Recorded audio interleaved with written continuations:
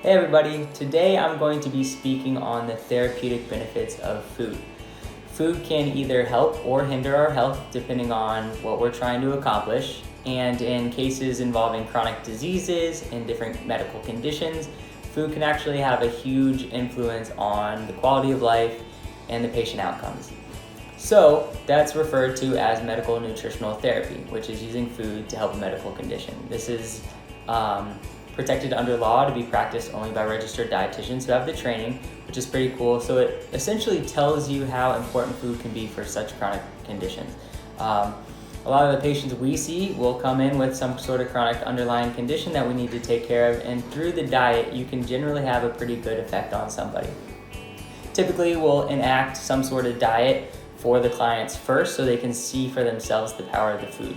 But I want to run through some basic core principles of a therapeutic diet with you, just to kind of share this and let you know about it, because when you do this correctly, it can have a huge benefit on your health. So I first want to talk about color.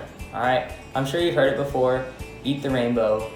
It's a really, really good piece of advice to take, because every food or vegetable, depending on its color, has different phytonutrients. The phytonutrients are responsible for the color of that fruit or vegetable. For example, a red fruits and vegetable might have lycopene in it versus a purple or blue vegetable that might have a flavonoid. These different phytonutrients have different benefits in the body. They typically have different effects on different systems. So red, for example, sometimes eye health.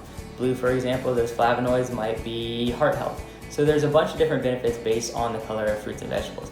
Eating the rainbow is just a quick, catchy phrase to remind you that eat as many colors as you can. The more colors that you get, the more benefits you're going to get from the food. So don't just stick to your blueberries because they're your favorite. Have an orange, have a kiwi. Mix up the colors so that you're getting as many phytonutrients as possible. A good rule of thumb is just try to get 2 of every food color. So that's red, blue, purple, green, white, yellow, and then orange and red. No, I already said that. And orange and yellow.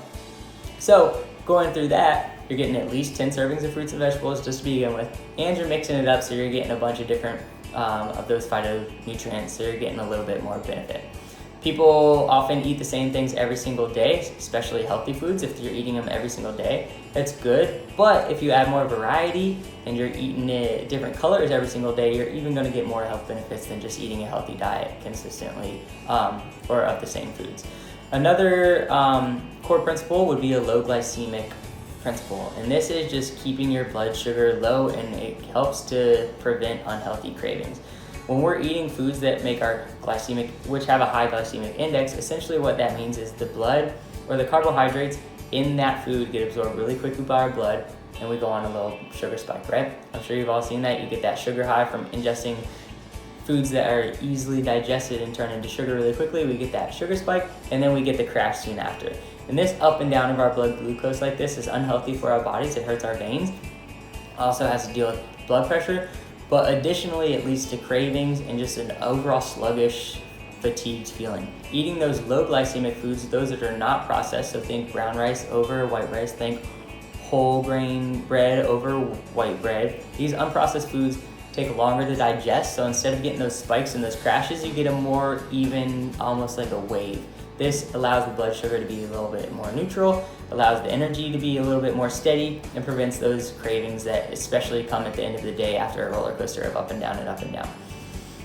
Portion size, something we definitely need to talk about here in America. You'll go out to a restaurant and typically you get your plate, and usually that's going to be 2 to 3 servings, not necessarily the portion size for a normal adult.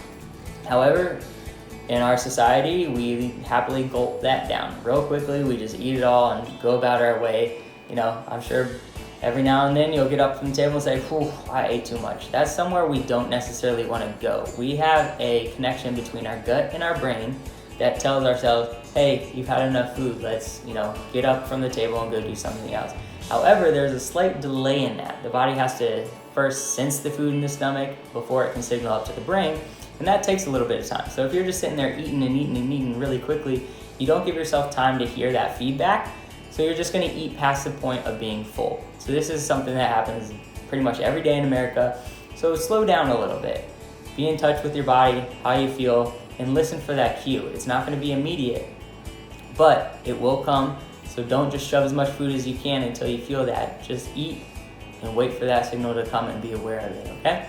Frequency and timing also comes into play. Some people are a little bit better with eating smaller meals more frequently throughout the day. Other people like the 3 solid meals. That's a really individual bias or individual purpose. Like if you want to eat smaller meals more frequently, go ahead. A big thing though is timing. So if we are having 3 big meals a day, we're not getting enough protein, and that's primarily because we don't have a storage source for protein.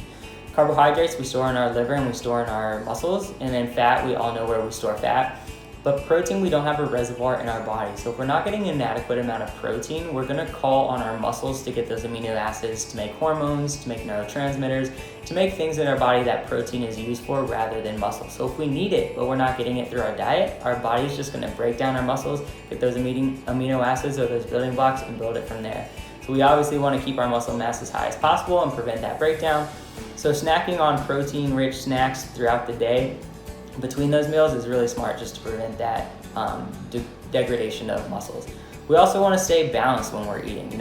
Protein, complex carbs, which are low glycemic carbs, healthy fats, and fruits and vegetables. It's that simple. Make sure those 4 things are included with every single meal, and you're doing a lot better than most people. Okay. Also think whole foods. Think fresh whole foods. These are foods that you pick up and you can eat. Not something you have to unwrap. Typically things that are wrapped are processed foods. We want to stay away from those because they're typically not colorful, they're beige, typically high glycemic, and they're typically bigger than we need them to be. So those whole foods, so whole fruits, whole vegetables, nuts, no antibiotic meats, things of that nature that are as close to as they would be in the nature as possible. All right. Then on a more psychological note, we want to be mindful when we're eating. We want to get to a unstressed, relaxed place when we're eating, because this is going to help our digestion, right? So we're going about our busy lives. We're in what's called sympathetic dominance. We're in that fight or flight all day long. We can't miss this meeting. We have to get to here on time. We have to go, right?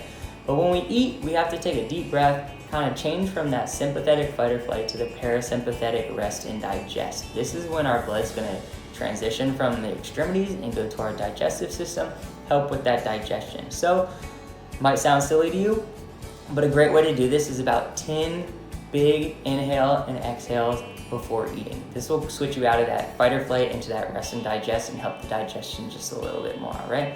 So be mindful and be relaxed. Also, we have to remember that food, there's usually a pretty big social component of it, right? So enjoy dining out when you want to. Enjoy sharing meals with friends and families. It's a time for us to all come together. Pretty much every culture in the world has ceremonies, religions, and things like that around food because it's a very important aspect. Every single person has to eat every single day. So it's something that we should share and we should love and we should do with a little bit of joy at least, right? It doesn't always have to be work. You can have some fun. Just make smart choices when you're having fun, all right? So those are essentially the core principles as far as therapeutic eating. Of course, there is more in depth you can go depending on conditions or depending on someone's discipline or how long they've been eating a certain way. It can all be fine-tuned and individualized. That's when y'all need to come in. See me, registered dietitian, so I can sit down with you, see what you're doing, see what you can do better, and get you to your optimal health. That's really what we're trying to do here at Revitalize Health Solutions. We want to get you doing your best in the least amount of time possible.